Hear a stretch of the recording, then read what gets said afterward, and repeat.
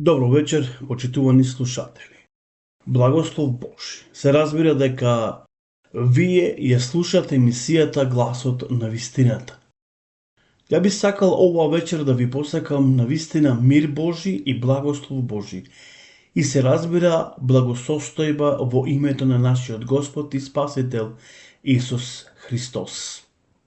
Почитувани слушатели, ја слушате емисијата Гласот на вистината. Емисија која што може да ви помогне како духовно да се развивате. Друго, да ги запознаете Божите вистини, кои се запишани во Светото Писмо. Затоа е многу битно да ја читаме Библијата. Таа е патоказ на нашиот живот. И таа најдобро ќе не упати и ќе ни даде одговор на сите наши, се разбира, прашања. Секако дека емисијата Гласот на вистината ќе придонеси за нашиот духовен развиток, како да се развиваме, се разбира, во верата. Затоа што многу е важно да знаеме дека без вера не е можно да му се угоди на Господа. Ние треба, се разбира, со помош Негова, преку Неговото писмо, преку зборот Божи, да се развиваме и да растиме во верата. Почитувани слушатели, ние зборуваме, како што кажав, за исклучително многу важни прашања. За нашите животни прашања. Од каде сум, зошто сум на овој свет и каде после смртта. Каде после смртта? Тоа е третото прашање за кое што неколку емисии се занимаваме. И јас длабоко верувам дека е вредно да се занимаваме со оваа прашање. Затоа што всушност е прашање кое што сите нас не потресува, ни дава одреден страф или влева одреден страф во секого, се разбира, еден од нас. Почитувани слушатели, никој еден од нас не ја сака смртта, но ние подоцна ќе видиме дека смртта е сегде присутна. Зошто? Затоа што Библијата многу јасно и гласно зборува дека платата за гревот, се разбира, е смртта. И видовме колкава е оддалеченоста од нас и од смртта. Видовме како во првата книга Самуилова, во 20 глава 3 стих вели: "Но ти се комнам во Господа и во твојата душа дека само има еден чекор меѓу мене и смртта." Значи нема повеќе, има само еден чекор меѓу мене и смртта. И видовме дека всушност ние, дали свесно или несвесно, но сепак се подготвуваме за смртта. И видовме што не поучува псалмистот Давид. Затоа реков дека Библијата не поучува по оваа прашање. Кој од луѓето ќе живее, а смрт да не види? Знаете, кога ќе читаме за некои поединци кои барале од луѓето да бидеат третирани како богови, но сепак кога дошле на ивица од нивниот живот, кога настапувала смртта, ќе видите како тие луѓе зборуваат сепак дека ништо не донеле на овој свет и дека ништо нема да понесе со себе си. Ние најчесто пати се залажуваме со оваа нешто и најмногу време посветуваме, па всушност дури го посветуваме целиот наш живот, товарајќи си материјални нешта. Но почитувани слушатели, морам да ве разочарам дека од сето она што ние го натоваруваме во овој свет, никој ништо со себе си нема, се разбира, да понесе пред Господа. Никој ништо нема да земи. Она што ние ќе понесеме со нас е верата во живиот Бог.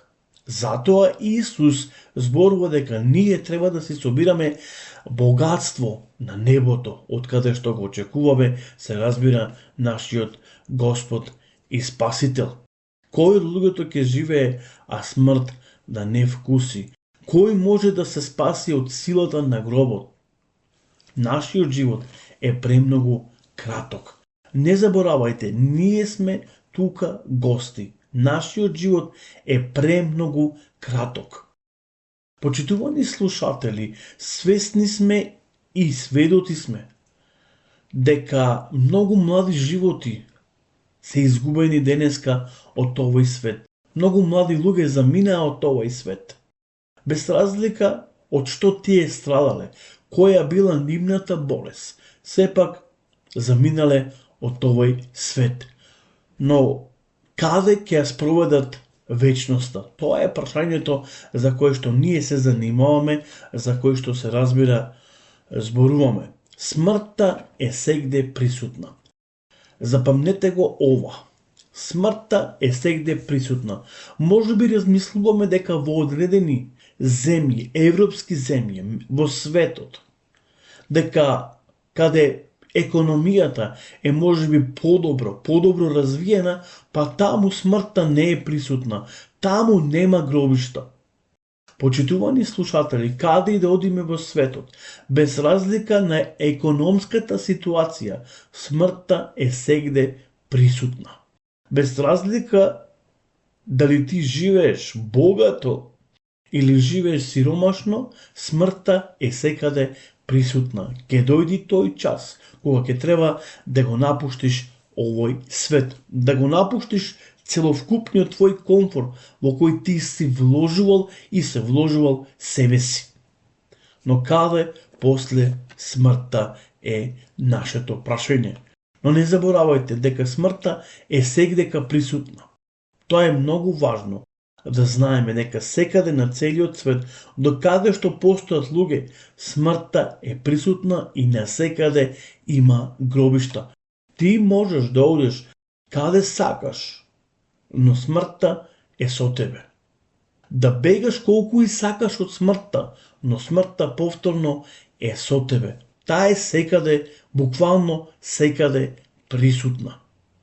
Каде да одиме, се разбира, има гробишта. Потоа, некој рекол дека единствено нешто сигурно во овој свет или во овој живот е смртта. Нешто што е сигурно, најсигурно е смртта. Може би многу нешта не ни изгледаат како сигурни, па правиме одредени или дополнителни испитувања за да можеме на некој начин да се осигураме. Денеска луѓето ги осигуруваат своите домови, своите тела. Замислете си како денеска луѓето ги осигураат своите тела, ги осигураат своите органи, така речено. Но почитувани слушатели, оно нешто што е најсигурно е тоа дека никој не може да ја отскокни смртта. Всушност Библијата ни вели дека нешто што е најсигурно денеска во животот е токму смртта. Единствено нешто во животот сигурно е смртта. Без разлика на се разбира друго. Човекот денес може да проживее се освен смртта.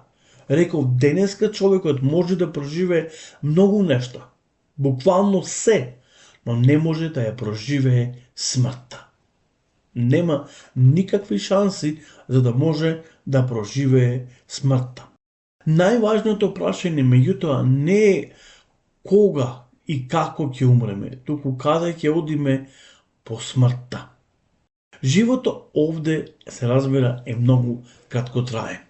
Многу брзо забораваме дека сме поминувачи, патници или гости на овој свет. Повторно ќе ги повторам овие нешта. Ние сме поминувачи, патници и гости на овој свет. И тоа не сме и никој, се разбира, да го заборави. Библијата вели дека никој од нас не е дома. Значи, ние се уште не сме дома, туку ние сме гости. Замислете си, почитувани слушатели, кога ќе одите некаде на гости, кога поминувате одредени места, вие не сте дома. Многу често пати велиме, кога ќе се вратиме во нашите топли домови, велиме, дома си е дома. Но не заборавајте, ние се уште не сме дома. Сакам да ви дадам еден пример, една животна приказна од еден мисионер и од еден човек кој бил председател. Всушност и мисионерот и председателот патувале заедно во авионот и слетале во една одредена држава.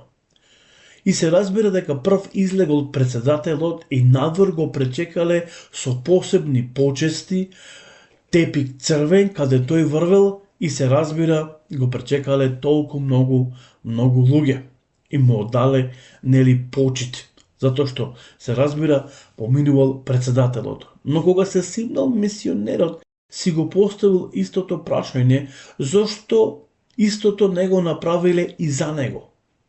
Немало почесни поздрави, немало црвен тепи каде тој поминувал, никој не го поздравувал и никој не го чекал. И тој се запрашал за сето тоа. Но Божиот одговор бил овој: синко, ти се уште не си дома. Не заборавајте, ти се уште не си дома. Затоа реков, ние сме поминувачи, патници или гости на овој свет. Животот е навистина, се разбира, многу краток на овој свет. Може би има моменти кога се прашуваш уште колку тешкоти може да поднесиме во нашето секојдневие. Се чини дека нашите грижи и проблеми се бескрајни и не траат да се прашуваме уште колку долго ќе траат. Но животот навистина е кус, има толку многу поднесување на ова. Нашите деца не остануваат млади долго време, туку многу брзо растат и се заминуваат од дома. Година по година одиме на работа, а староста се чини толку далечно, но доаѓа изненадувачки брзо. Библијата добро ја сумаризира или го сумаризираат нашиот краткотраен живот. Еве ќе отвориме во посланието на Јаков, 4 глава, од 13 па се до 15. Јаков, 4 глава, од 13 па се до 15. Слушајте сега вие кои велите денес или утре ќе тргнеме на оној град. И таму ќе останеме една година, ќе тргуваме и ќе спечалиме. Вие кои не знаете што ќе стане утре. Што е вашиот живот? Тоа е пареа која се појавува за кратко време, а потоа и чезнува. Место да велите, ако Господ сака да бидеме живи, ќе направиме тоа и тоа.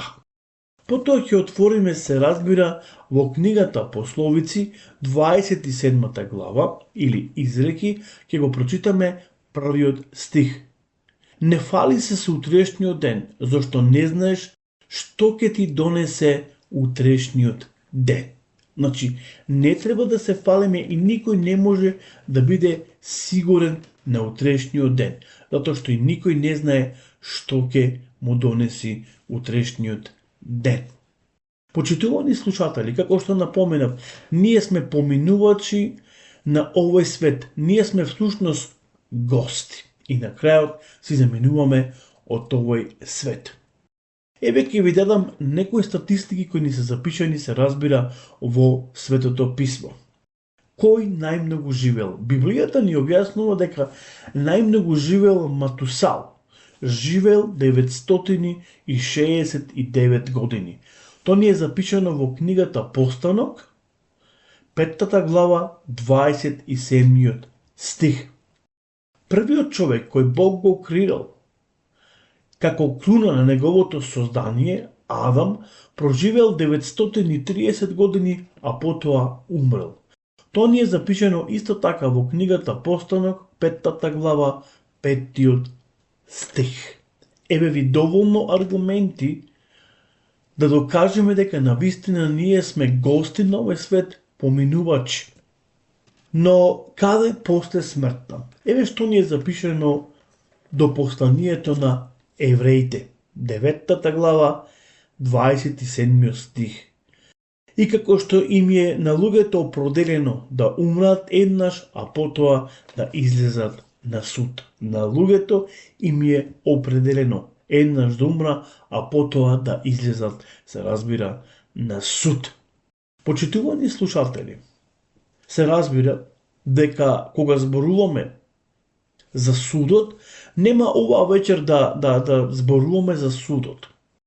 Во некој од наредните емисии ќе зборуваме за судот, затоа што судот е тесно поврзан со воскресението, а воскресението е со придобивки. Но ние ќе зборуваме во некој од наредните, се разбира, емисии. Имајте убава благословена вечер и Господ нека биде, се разбира, со вас. Не заборавајте, животот е многу кратко траен. Смртта е сегде присутна. Ние сме поминувачи, патници или гости на овој свет. Никој не е се уште дома. Имајте убава и благословена вечер и Господ нека биде со вас. Се слушаме до наредната емисија, емисијата Гласот на вистината. Пријатна вечер.